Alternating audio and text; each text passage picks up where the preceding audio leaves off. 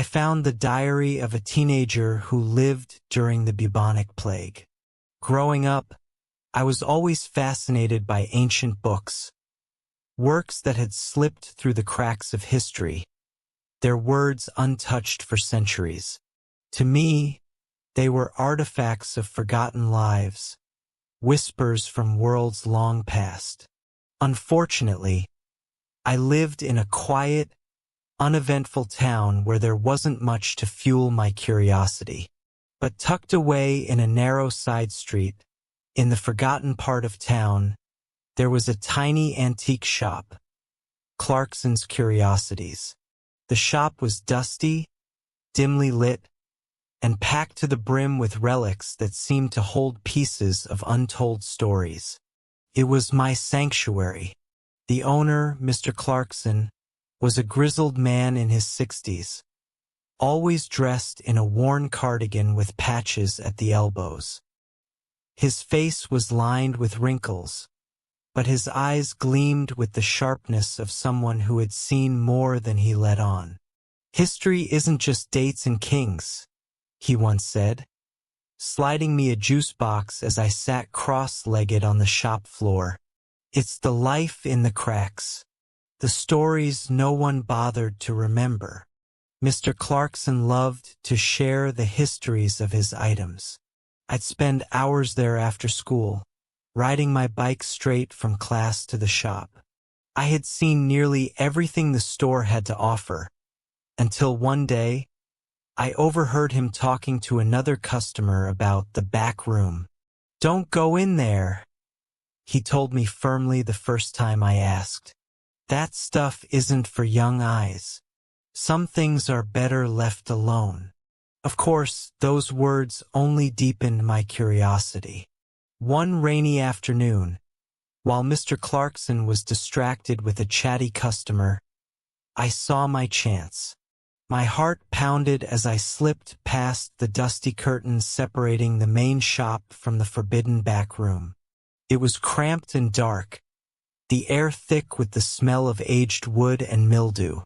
Stacks of boxes leaned precariously against the walls, and cobwebs draped over strange, forgotten artifacts. At first, I didn't see anything extraordinary, just more relics, gathering dust. But then my eyes landed on a large book, half hidden beneath a pile of moth-eaten cloth. It was massive, with a cracked leather cover that looked like it had survived centuries. My 12-year-old hands trembled as I brushed away the dust. The spine was weak, the pages yellowed and curling at the edges.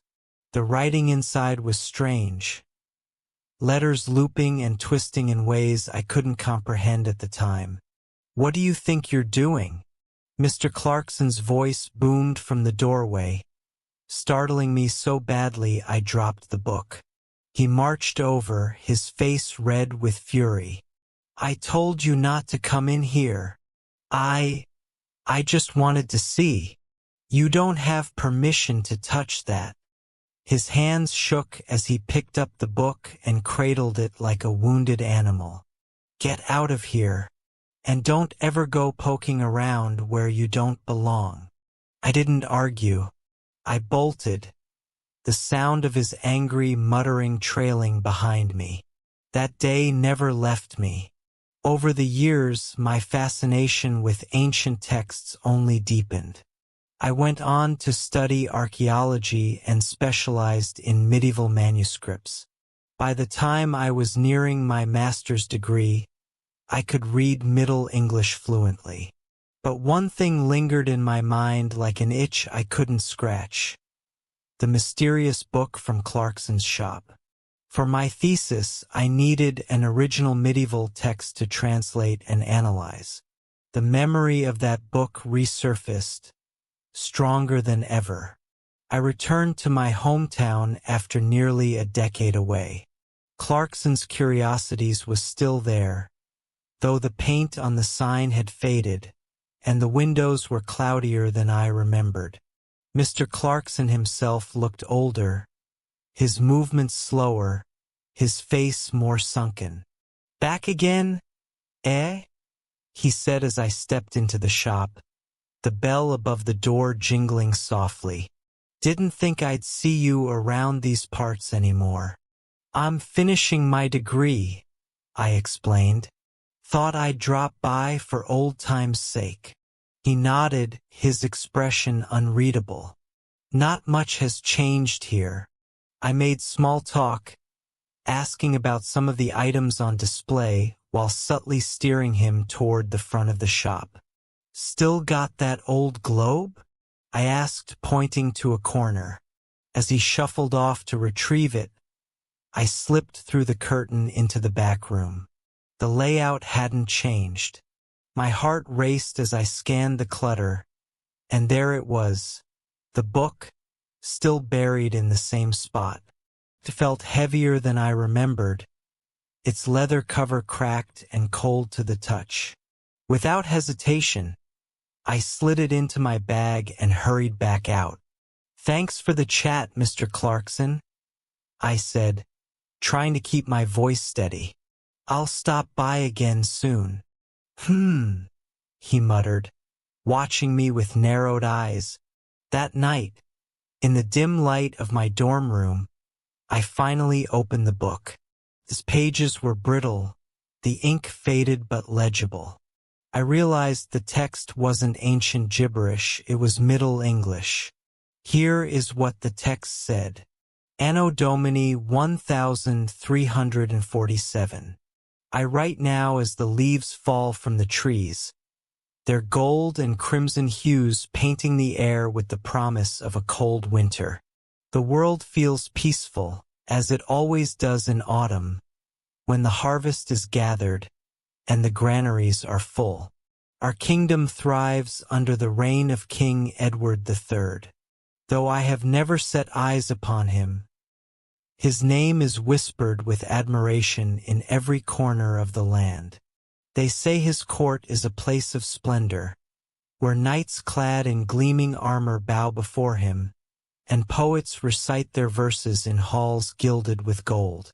Even here, in our little village of Ainsworth, we feel the warmth of his rule. Taxes are fair, the roads are safe, and the markets are lively with traders from distant lands. Ainsworth is no grand place, just a cluster of cottages nestled in a valley surrounded by rolling hills. But it is home. The fields are rich with barley, and the river runs clear and cold. The villagers are as close as kin, each one ready to lend a hand or share a meal when times are hard. My family's cottage is small but sturdy, with a thatched roof and a garden that my mother tends with care. She says the herbs she grows, thyme, lavender, and rosemary, keep sickness away. My father is a carpenter, his hands roughened by years of shaping wood into tools and wagons. He speaks little, but his presence is steady, like the oak beams that hold up our house. And then there is my sister, Cecily, who never stops talking. At 12 years old, she is a whirlwind of mischief, forever running barefoot through the village and climbing trees with the other children. My days are filled with work and laughter. I rise with the sun to tend the sheep and gather firewood, but by the time the sun is high, I am free to join my friends. There is Henry, the baker's son, whose pockets are always filled with stolen pastries. Then there is Thomas, who dreams of becoming a knight, though his sword is little more than a stick he found in the woods. We spend our afternoons exploring the hills, racing each other through the meadows or skipping stones across the river. On Sundays, we gather in the village square to listen to the minstrels who pass through, their songs filling the air with tales of valor and romance. But the brightest part of my life is Eleanor. She is the miller's daughter, with hair the color of ripe wheat and eyes as green as the fields in spring. We have known each other since we were children, and it has always been understood that we would marry one day. Eleanor has a laugh that bubbles up like the river after a storm, and when she looks at me, it feels as though the rest of the world fades away. We spend hours walking together, talking of the future we will build, a cottage of our own with a garden for her and a workshop for me. "You'll be the finest carpenter in the village," she said to me just yesterday, her cheeks flushed from the chill in the air. "And I'll bake bread that will make the king himself jealous." "Only if the king has teeth like a goat," I teased, earning myself a playful slap on the arm. The future seems as bright as the harvest moon. The village is bustling with preparations for the winter festival, a time of feasting and dancing. The air smells of roasting chestnuts and spiced cider, and the church bells ring out with a joyful clang. The monks from the abbey have brought word of the king's latest victory in France. The villagers cheer as they hear of our army's triumph, and even the priest smiles as he blesses the crowd. I often think that these are the best days of my life. There is no fear here, no shadow over our hearts. We work hard, we laugh harder, and we dream of tomorrow. I am 16 now, on the cusp of manhood. My father says I will take over his workshop soon, and Eleanor's father has already begun crafting the furniture for our future home. It feels as though everything is falling into place, as though nothing could ever change the peace and happiness we know. November. The air grows colder with each passing day, but life in Ainsworth continues as it always has. The harvest is in, the fires are lit, and the hearths glow with the warmth of winter preparations. The only shadow on our peaceful village is the whispers of sickness from towns far away. Henry first mentioned it after returning from the market in the next village. "They say there's an illness spreading," he told me as we sat by the river. "Comes with the rats. People fall sick, grow boils, and die within days. Rats. Our fields and barns have always had them, scurrying in the shadows and gnawing at the grain. What could be different now?" "Stories," Thomas said, scoffing as he sharpened his stick sword against a rock. "Frightened fools love to make up tales to pass the time." I agreed. What sickness could possibly reach our quiet valley? We were safe here, hidden from the world. And so, I pushed the thought from my mind, focusing instead on my family and Eleanor. December 4th. It began with old widow Hargrove. She had always been frail, her face a maze of wrinkles, her back bent like a crooked tree. When she fell ill, no one thought much of it. Winter claims the old, as my father says. But then the boils appeared, black and angry, swelling beneath her skin until they burst, oozing foul-smelling pus. Her coughing grew wet and thick, and within 3 days she was gone.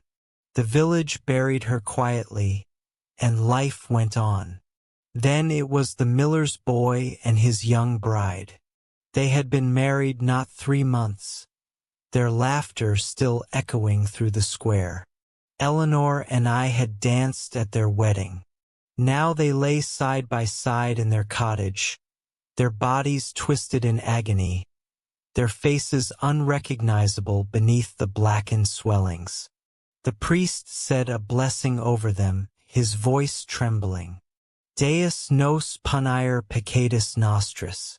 God is punishing us for our sins, he proclaimed, urging the villagers to gather in the church to repent.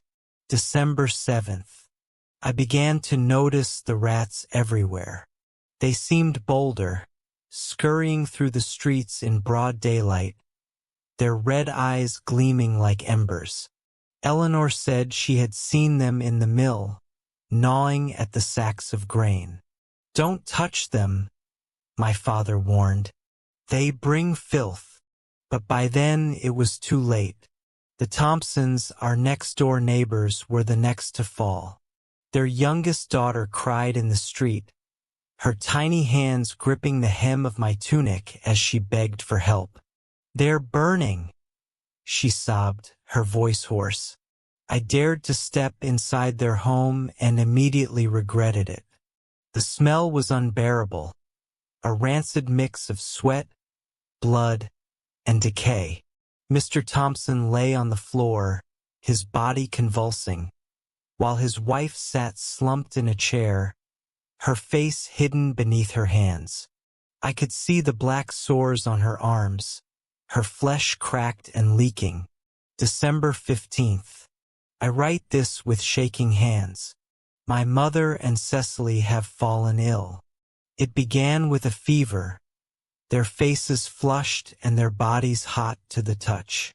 Then came the boils, horrid, black lumps that sprouted like weeds across their skin.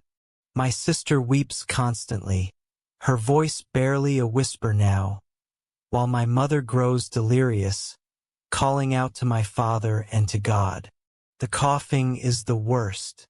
It is deep and wet, rattling through their frail bodies as though it will tear them apart.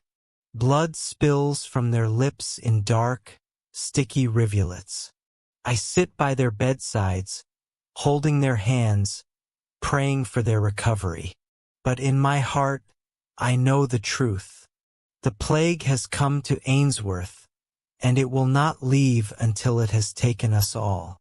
December 20th. The church bells ring day and night, calling the villagers to repentance. Father Edmund stands at the altar, his robes stained with the blood of the dying as he pleads with us to seek God's forgiveness. Veni ad Deum, quia nos punient peccata nostra. Come to God, for he punishes us for our sins. He cries, his voice breaking with despair. The church is packed, the air thick with the stench of unwashed bodies and fear. People wail and scream, their voices echoing off the stone walls. Some tear at their clothes, others flagellate themselves with whips, their backs striped with blood. They believe their suffering will appease God, will make him spare them. But the plague does not care for prayers. The streets are quiet now, save for the cries of the dying and the soft scurrying of rats. Doors remain shut, windows boarded up. No one dares to leave their homes unless it is to carry another body to the mass grave at the edge of the village. Eleanor's father fell ill yesterday. She stays at his bedside, refusing to leave despite the risk. I long to see her, to hold her, but I cannot. My father forbids it, and deep down I know he is right. How did this happen? How did our thriving kingdom, our peaceful village, come to this? I fear it is only a matter of time before the plague takes us all. December 24th. There are strange men wandering through the village now, dressed in long robes, their faces hidden behind bird-like masks. The masks are made of dark leather, with long, curved beaks that seem to hold bundles of herbs or perfumes. They walk the streets in silence, their heavy cloaks dragging in the muck of the dirt roads, and every time they pass, the air grows thick with the scent of my mother's herbs, cloves, cinnamon, and rosemary. Yet something darker lingers beneath. It smells of rot, as if the earth itself is decaying beneath our feet. They claim to be doctors, but I do not trust them. No, I don't think they are doctors at all. December 28th. Yesterday, I saw one of them near the town square. His mask was thick with dust, his eyes hidden beneath dark, round lenses. He held a long wooden stick in his hand, and when someone, an old man, bent over with fever, approached him, the doctor struck him across the back with it. The old man cried out, but the doctor didn't stop. He simply walked on, as if nothing had happened, leaving the man stumbling behind, beaten and humiliated. People still flock to them, though. Why? I cannot understand it. Perhaps they believe these bird-faced men hold some cure for the plague, some remedy hidden beneath their masks. They bring no potions, no healing herbs, no treatments. Instead, they only spread fear. They walk through our streets like gods, untouchable, wearing masks of death, but not once have I seen them treat anyone. All they do is slap their sticks on the ground, demanding the 6th day back, yelling words in Latin that no one understands. "Stay back, filthy wretches," they bark, pushing the sick and desperate away. I watched one of them last week as he went into the home of a woman I once knew. She had fallen ill with the plague, her skin blackened and swollen. I saw him enter her door, but when he came out, he didn't look at her once. He didn't even bend down to check if she still lived. He turned his head as if he had seen nothing, gave her house a quick glance, and walked away without a word. Her body lay in that room for days before the village saw fit to bury her. January 5th. The villagers are desperate, as we all are. They have no other choice but to believe that these men in masks have the answers. They say the doctors bring with them the air of life, whatever that means. But I think it's nothing more than a lie. I believe these masked figures are causing the very sickness they claim to heal. I wonder if they are the true cause of this plague, spreading it with every step they take. Their poisons and perfumes carried by the winds they stir. I heard a rumor today from Thomas. He overheard the village priest speaking to Father Edmund in hushed tones. They believe the doctors are part of a larger conspiracy, a group hired by the king himself to cleanse the kingdom. They are here to control the people, to make them suffer in their own desperation. I cannot fathom why the king would allow such people into our homes, our streets. The people grow sicker each day, but still we are told to trust the doctors. But I cannot trust them. How can I? January 8th. It was this morning that I saw one of the masked doctors in front of our house. My father stood at the door, his arms crossed, watching the doctor as he came up the lane. He was tall, his mask black and sharp, looking like something from a nightmare. The doctor's eyes, behind the dark lenses, were unreadable, hollow. The doctor stopped in front of our house and began to raise his stick, but my father stepped forward. "You will not come near us," my father said, his voice firm but shaking. The doctor did not reply. Instead, he swung his stick at my father's leg, knocking him to the ground. I rushed to him, but the doctor raised his stick again, a threat in his eyes. Without a word, he turned and walked away, as though we were nothing more than pests beneath his feet. I stayed with my father, helping him to his feet, but I could see the fear in his eyes. He too knows something is terribly wrong. January 12th. Now, as I write this, I cannot shake the feeling that these doctors have brought more than just sickness to our door. They bring fear. They bring distrust. And I believe that they, themselves, are not just a symbol of this plague. They are its spreaders. If they are the cause of this, I do not know how we can stop it. No one can say no to them. They have power. They are untouchable. And if the king has sent them, perhaps he knows more than we do about their purpose. I do not know how much longer I can stand by and watch as my village crumbles. The plague spreads like wildfire, And these doctors walk among us, untouched, spreading more than just death. They are spreading despair. God help us. January 13th. I awoke this morning to the sound of silence, an emptiness that clung to the air like the fog creeping in through the cracks of the window. I rose from my bed, feeling the weight of dread pressing down on me. The coldness of the room mirrored the emptiness in my heart. My family, once so full of life, lay quiet and still. I needed water. I had to get out for a moment. Maybe the fresh air would clear my mind. Let me forget the sickness that had taken over this house, this town, this world. I was gone only a short while, but when I returned, everything had changed. The door to my house was slightly ajar, and as I stepped inside, a nauseating smell hit me. The stench of decay, of death. I hesitated. Something wasn't right. I walked into the kitchen and froze in place. A doctor, one of those cursed men in the bird masks, stood in the center of the room.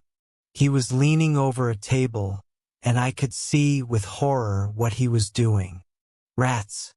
Dozens of them. They scurried across the floor, driven by the doctor's hand. They were being let loose into my home. Why? I choked out, my voice barely above a whisper. The doctor turned slowly, as if surprised to see me. Without a word, he reached for his stick and swung it at my chest. The force knocked me backward. Deus te oblitus est, he muttered, though the words felt like ice on my skin. The words were cold, without care, without humanity. I tried to stand, but the pain in my ribs was too much. Blood pooled in my mouth. I barely had time to raise my hands in defense before he struck me again. When he left, I was left bleeding on the floor. But the rats, they had already begun their work. The doctor, or whatever he truly was, had sealed our fates.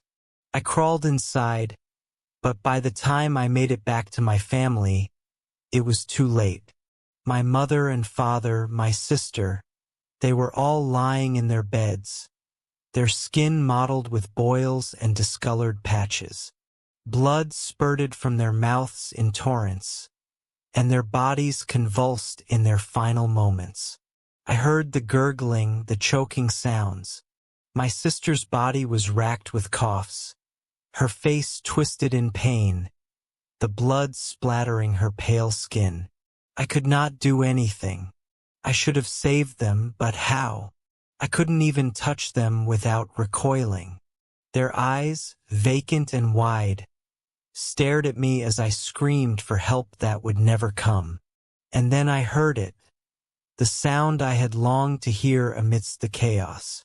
Her voice, my love.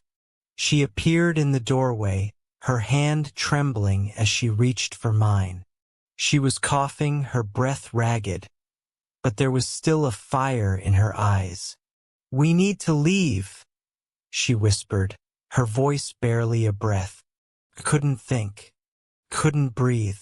I wanted to save her, but the sickness had already begun to work its way into her veins, into her lungs. Without thinking, we fled. We ran as far as we could, but it didn't matter. The village was falling. The plague had already claimed my family, my friends. We found a small house at the edge of the town. Its walls were weak, the roof sagging, but we hid there together. It was all I could do. But I knew, deep down, it was already too late. Her coughs grew worse. Blood stained the cloth she held to her lips. I held her hand, feeling her pulse slow with each breath she took. I felt it too, the sharpness in my chest, the burning fever. January 20th. I can't stand it any longer. This world is over. There is nothing left but darkness. I write this with my last breath, cursing anyone who dares to read these words. May the plague follow you. May it haunt you. May it consume your family, your lover, your village, just as it has consumed mine. I am nothing now. I will be forgotten. But you will carry this curse. And if there is any justice in this forsaken world, you will meet the same fate I have. I will die today, and I will take the last of my hope with me. May God have mercy on my soul. January 22nd. I close my eyes now, and all I hear is the rasp of her breath. And then nothing. The diary's final pages were smudged with blood. The ink had bled together, leaving only a garbled mess of letters. But it didn't matter. The teenager had already sealed his fate. And now my fate, too, seems uncertain.